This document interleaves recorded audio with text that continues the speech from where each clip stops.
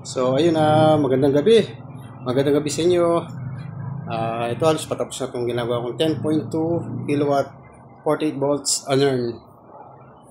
Bound to Pangasinan pala to, or Daneta, Pangasinan. No? Ganda ng inverter, ang laki. Kasi pala yung pinaka connection niya, bali dual string. Ayan, dual string. Tapos AC in, AC output, tapos secondary output. Pero secondary output di ko na nilagyan. Tapos battery, positive, negative.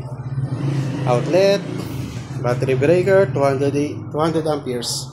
Ayan o, isang wire na, ano na lang yung kulang ko, isang terminal wire na lang.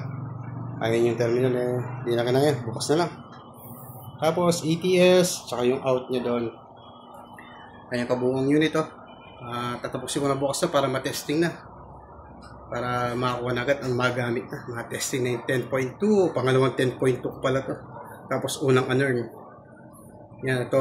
Tiwala ko sa brand na to. Unearn. Unearn na malupit. Alright. Thank you. RNJ Solar.